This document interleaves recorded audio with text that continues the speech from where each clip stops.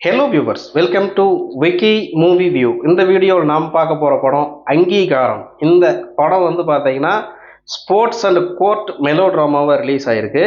இந்த படத்தோட கதை அது பார்க்குறதுக்கு முன்னாடி இந்த படத்தோட டெபியூவாக பண்ணியிருக்கிற கேஜேஆர், அப்புறம் டெபியூ டைரக்டரான தென்பதியன், இவங்க தனக்கான ஒரு அங்கீகாரத்தை இந்த அங்கீகாரம் படத்து மூலமாக அடைஞ்சிருக்கிறாங்கன்னு தான் சொல்லணும்.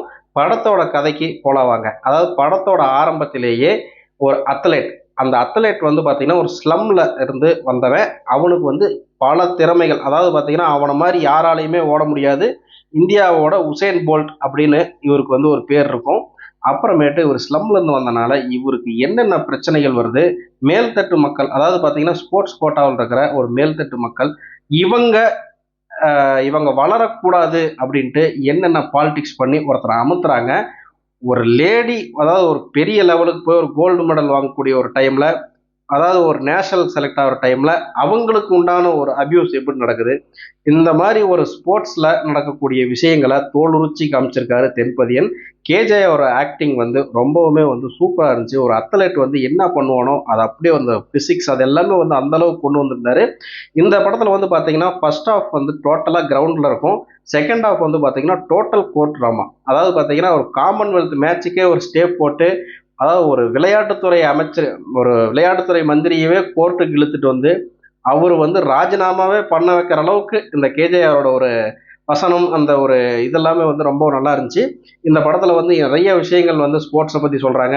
கிரிக்கெட் அப்படிங்கிறாங்க, ஒருத்தர் ஹாக்கி தேசிய விளையாட்டு அப்படிங்கிறாங்க. ஆனால் இந்த படத்தில் வந்து இந்தியாவுக்கு ஒரு தேசிய விளையாட்டு அப்படிங்கிறதே ஒன்று கிடையாது அப்படிங்கிற ஒரு விஷயமே இந்த படத்து மூலமாக தான் நாமளுமே வந்து தெரிஞ்சுக்கிறோம். அந்த அளவுக்கு இந்த படத்தில் வந்து நிறைய டீட்டெயிலிங், அதாவது ஸ்போர்ட்ஸை பற்றின டீட்டெயில்ஸ் வந்து ஆடியன்ஸுக்கு நல்லா கடத்தியிருந்தாங்க. ஒரு சாதாரணமான ஒரு கிரிக்கெட்டை வந்து எல்லாருமே ஒரு போதையாக ஏற்றி கிரிக்கெட்டு தான் விளையாட்டு அப்படின்ட்டு, அதாவது ஒரு மேல்தட்டு மக்கள் வந்து எப்படி அந்த கிரிக்கெட்டுக்கு என்னென்ன சலுகைகள் கிடைக்குதோ மற்ற விளையாட்டுகளுக்கு அதாவது விளையாட்டுத்துறையிலேருந்து ஒரு சலுகை கூட போக மாட்டேங்குது அப்படின்ட்டு அந்த ஒரு விஷயத்த பூட்டு பூட்டு வச்சிருக்கிறாங்க அந்த கோர்ட் ரூமில். இதில் வந்து ரங்கராஜ் பாண்டே, அப்புறமேட்டு நிறைய அந்த ஜட்ஜ் 2-3 பேர் வருவாங்க. அவங்களோட பர்ஃபார்மன்ஸ் எல்லாமே சூப்பராக இருந்துச்சு. இதில் வந்து நிறைய வந்து பார்த்தீங்கன்னா யதார்த்தமாக இருந்துச்சு. ரொம்ப வந்து ஒரு கமர்ஷியலாக இல்லாமல் யதார்த்தமாக, அதாவது ஒரு அதாவது நார்மல் குடும்பத்திலேருந்து வந்த ஒரு அத்லெட் தான் வந்து ஒரு மேலே, அதாவது பார்த்தீங்கன்னா அடுத்தடுத்த லெவல் அடையிறதுக்கு என்னென்ன கஷ்டப்படுறான் அப்படின்னு வந்து ஸ்டெப் பை ஸ்டெப்பாக இந்த படம் வந்து காமிச்சிருக்குன்னு தான் சொல்லணும். கடைசி வரைக்குமே ஒரு ஏழப்பட்டவனால வர முடியாது அப்படிங்கிறத உண்மை அப்படின்னு இந்த கிளைமேக்ஸில் வந்து காமிச்சிருக்காங்க. ஏன்னா பணக்காரங்களே வந்து நோண்டி நொங்கு எடுத்தனால அவங்களோட வேலைகளை வந்து கடைசியாக காட்டுறாங்க. அவனுக்கு வந்து என்னென்னமோ பண்ணுறாங்க. சில விஷயங்கள் வந்து இந்த படத்தில் வந்து ரொம்பவே வந்து ஒரு ஆணித்தரமாக இருந்துச்சு.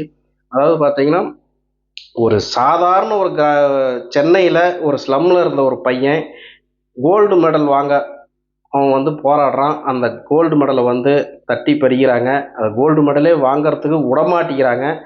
இந்த சென்னையில் இருக்க எனக்கே எப்படின்னா, இன்னைக்கு தமிழ்நாட்டில் இருக்கிற எத்தனையோ மாவட்டங்களில் எத்தனையோ பசங்க இந்த மாதிரி இருப்பாங்க அப்படின்னு அந்த கோர்ட்டில் சொல்கிற டயலாக்கள் எல்லாமே ரொம்பவுமே நல்லா இருந்துச்சு.